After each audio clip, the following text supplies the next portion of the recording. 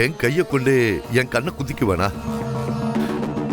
நான் செத்தாலும் என் கனவுல கூட அப்படி நினைக்க மாட்டேம்மா. நீ முதல்ல சாகணும்னு நான் தினமும் கனவு கண்டுகிட்டு இருக்கேன்யா. அதுதான் இன்னும் நடக்கவே மாட்டேங்குது. நீ இல்லனா நானும் என் பிள்ளையும் ரொம்ப சந்தோஷமா இருப்போம்யா. அந்த நாளு எப்ப வருமோ தெரியல. அந்த கடவுள் எனக்கு அந்த சந்தோஷத்தை எப்ப கொடுப்பானே எனக்கு தெரியலையா. இத மட்டும் புரிஞ்சுக்கோ. நீ எப்ப என் கழுத்துல 3 முடிச்சு போட்டியோ அது எனக்கு தாலி கயிறு இல்லையா, தூக்கு கயிறு. அன்னைக்கு நான் செத்து போயிட்டேன். இப்ப நான் வாழ்ந்துட்டு இருக்கிறதே என் பிள்ளைக்காக தான்யா. அதுவும் ஒரு நடப்பணமா வாழ்ந்துகிட்டு இருக்கேன். என் பிள்ளைய என்கிட்ட இருந்து பிரிச்சு இந்த நிஜமாவே போனமாக்கிடாதையா. ஏன் கமலா இப்படி எல்லாம் பேசுற? நீயும் சதீஷும் 100 வருஷத்துக்கு நல்லா இருக்கணுமா? கமலா, அந்த ஆண்டவன் கிட்ட எனக்கு மீதி உள்ள என் ஆயுச உங்களுக்கு தந்து நீங்க நல்லா இருக்கணும்னு நான் வேண்டிக்கிறேம்மா. நீயே ஒரு பாவ ஆத்மா, ஓ ஆயுச எங்களுக்கு தார வந்து கொடுக்கறியா? உன்ன மாதிரி ஒரு பாவி கூட கொஞ்ச நாள் வாழ்ந்த பாவத்தையே நான் எங்கன்னு போய் கழிக்க போறேன்னு எனக்கு தெரியலையா. தயவு செஞ்சு உன் கால்ல விழுந்து கூட நான் கேக்குறையா, என்னையும் என் பிள்ளையையும் விட்டுட்டு கண்காணாத இடத்துக்கு எங்கேயாவது போயிடு.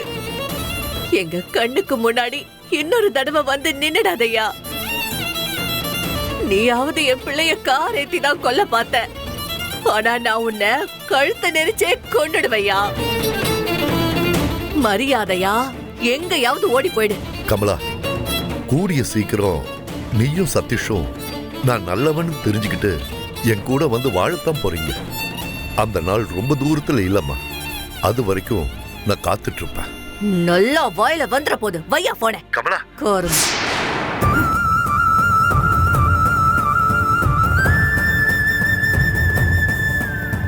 ஐயோ, என் பிள்ளைக்கு என்னாச்சுன்னு தெரியலையே. சதீஷ்,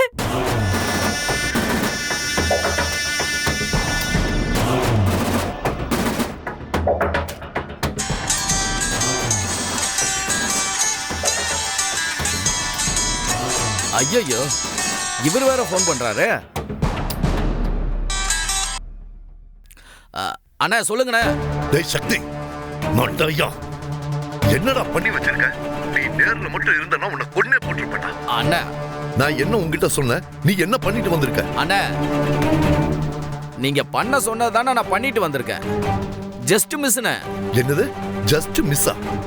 டேய், உனக்கு எவ்வளவு கொழுப்பு இருக்கும்? உன்ன மச்சப்பையில அந்த சந்தியாவை கொள்ள பிளான் போட்டு கொடுத்தா நீ என் புள்ள சதீஷ் மேலையான கார் ஏத்திருக்க? உன் பையன் மேல கார் ஏத்துனது ஏன் தப்பு இல்லண்ணே, அது உங்க புள்ள மேல தானே தப்பு. டேய், என்னடா சொல்ற? சதீஷ் மேலதான் தப்பா? நீ சொல்றது உண்மையாடா? ஆமாண்ணே. ஆனா என்ன நடந்துச்சுன்னா,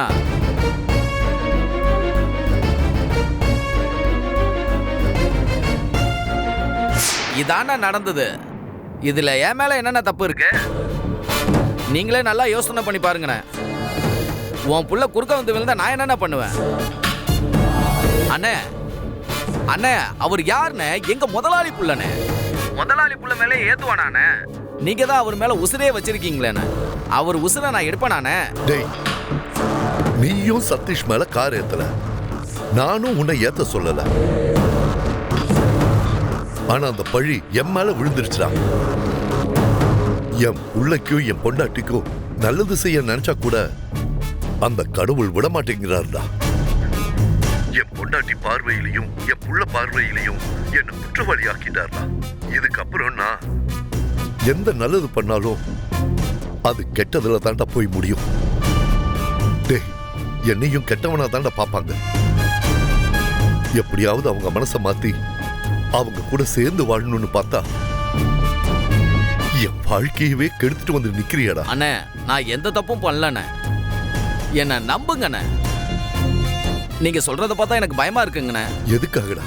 எதை நினைச்சு நீ பயப்படுற? நான் ஒரு பாவத்தையும் துரோகத்தையும் என் பொண்டாட்டிக்கும் பிள்ளைக்கும் பண்ணிட்டேன்டா.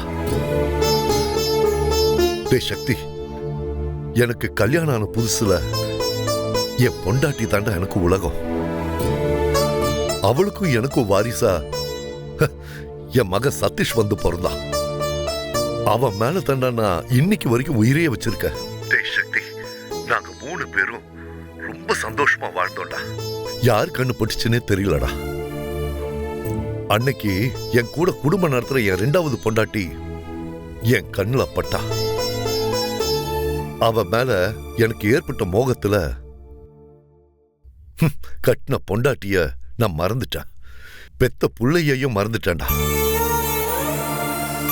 புதுசா வந்ததுனால இனிமே இவதான் என் வாழ்க்கைன்னு மடத்தனமா நினைச்சு அவ கூடயே போயிட்டேன்டா.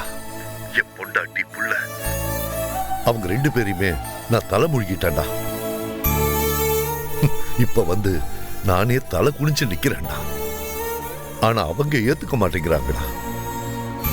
டேய் சக்தி, என் வாழ்க்கையில நான் கத்துக்கிட்ட பாடம் என்னன்னு தெரியுமா?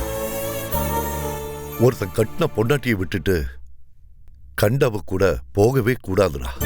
அப்படி போனா அது பெரிய பாவம்டா. 7 ஜென்மத்துக்கும் அந்த பாவத்துக்கு பிராயச்சித்தமே கிடையாதுடா. என்னை பார்த்து எல்லாருமே திருந்தணும்டா.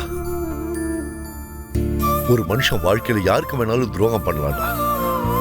ஆனா தொட்டு தாலி கட்டின பொண்டாட்டிக்கும் பெத்த புள்ளைக்கும் துரோகம் பண்ணவே கூடாதுடா. அப்படி பண்ணா என்ன மாதிரி தான் மனசு நொந்து வாழணும்டா. வாழணும்டா. அண்ணே, அழாதீங்க அண்ணே. அண்ணே, அண்ணே, ஒரு காலத்துல நீங்க தப்பு பண்ணாலும் இப்ப திருந்திட்டீங்கண்ணே. திருந்தி நல்லா வாழ ஆசைப்படுறீங்கண்ணே. அவங்க கூட சந்தோஷமா வாழ்றதுல தப்பே இல்லைண்ணே. நீங்க நினைச்சது கண்டிப்பா நடக்கும்ண்ணே. நீங்க கவலையே படாதீங்கண்ணே. அண்ணே, நீங்க கமலாமா கூடயும் சதீஷ் கூடயும் சந்தோஷமா வாழ தான் போறீங்க. அத நான் பார்க்க தான் போறேன். அண்ணே, நம்பிக்கையோட இருங்கண்ணே, நடக்கும்ண்ணே. நீ சொல்றது மட்டும் நடந்துருச்சுடா. என்ன மாதிரி சந்தோஷப்படுறவன் இந்த உலகத்துல எவனுமே இருக்க மாட்டான்டா. என் பொண்டாட்டியும் என் பிள்ளையும் என்ன நல்லவன்னு நம்பி ஏத்துக்கிட்டாங்கடா. அடுத்த செகண்ட் என் உயிர் விட்டு போனா கூட நான் கவலைப்பட மாட்டேன்டா. அண்ணே, ஏன்னா இப்படி அவசகுணமா பேசுறீங்க? நீங்க 100 வயசு நல்லா இருப்பீங்கண்ணே. அவங்க திரும்ப என்னை ஏத்துக்கிட்டா போதும்டா.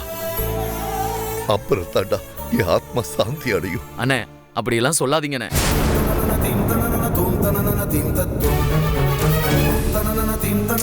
அண்ணன் பாவம்.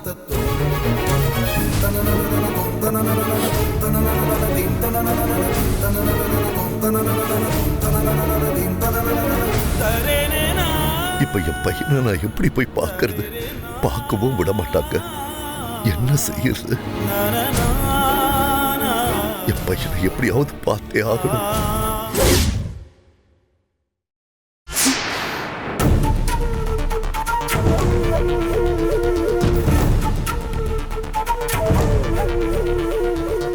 இடது காலை முதல்ல வைக்கலாமா இல்ல வலது கால் எடுத்து வச்சு உள்ள போலாமா?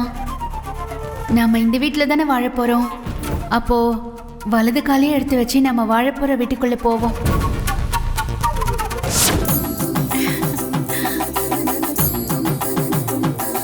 அடடடடடா, ஏன் கண்ணே பற்றும் போல இருக்கே. 2 பேரும் ஒரு நிமிஷம் நில்லுங்க, இதோ வந்துடுறேன். அம்மாமா, எங்க போறீங்க?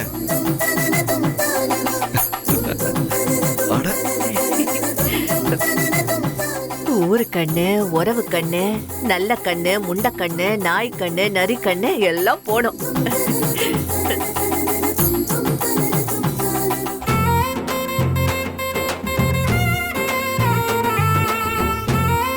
உங்க 2 பேரோட ஜோடி பொருத்தத்தை பார்த்தா ஏன் கண்ணே பற்றும் போல இருக்கு. சந்தியா, நீ மகாலட்சுமி. இந்த வீட்டுல கால் எடுத்து வச்சிருக்க. இனிமேதாமா இந்த வீடு செழிக்க போகுது. உள்ள போங்க, உள்ள கூட்டிட்டு போடா. சரி, வா.